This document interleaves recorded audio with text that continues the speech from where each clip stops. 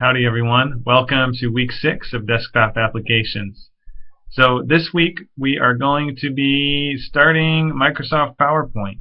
And for the next 2.5 weeks or so, that's going to be the focus of our class, is the great adventures of PowerPoint.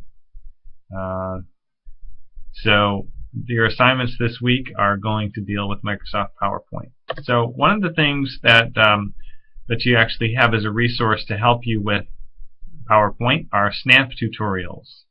Now some of you from your Microsoft Office class, if you've taken that before, which I think that's a prerequisite for this class, are probably familiar with snap tutorials. And for the Microsoft Word portion of this course, there have not been any snap tutorials available.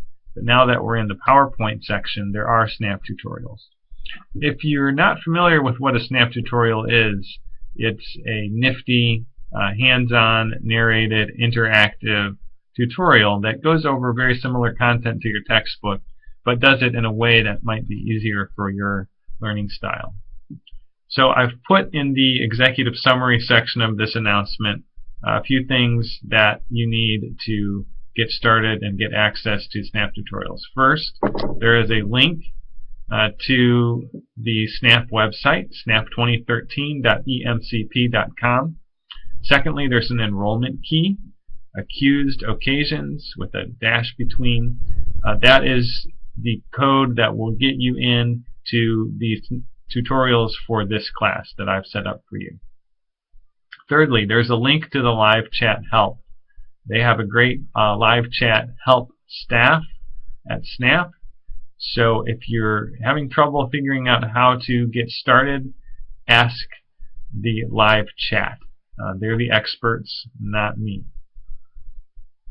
The other thing you're going to need for snap tutorials is an activation code. Ordinarily this comes on some kind of card that comes with your textbook. So hopefully you have an activation code. If you don't, use that live chat option that I mentioned. And I think there's an option when you register for SNAP for a trial activation. I don't really know the details of that, but it can help buy you some time until you can purchase a SNAP code or figure out whether it's laying under a couch somewhere or something like that. Alright, second thing, grades have been updated, so your week 5 grades were posted. And the other thing is that I've gone back. This is the bad news, I'm afraid. The bad news is that I've gone back and given zeros for any assignments that were missed. So if you have not turned in a lot of assignments, then your grade may have been artificially high up until now, because the gradebook calculation was maybe skipping assignments that weren't turned in.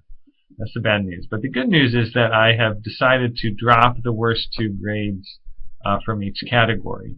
So everyone has a bad week every now and again, and so I set it up like that so that if there's a couple of grades here and there that were really low or a missed assignment, but overall you're turning things in on time and doing well, then those handful of bad grades won't hurt your grade adversely.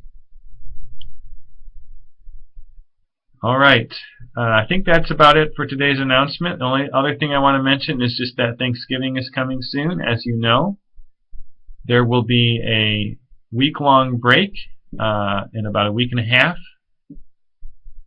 and there will be a break between week 7 and week 8 of the course. So we'll have a week-long break for Thanksgiving and a week and a half, and after Thanksgiving there'll be 3 more weeks of the course. So go ahead and dive into the discussion forum if you haven't already, and I look forward to interacting with you there.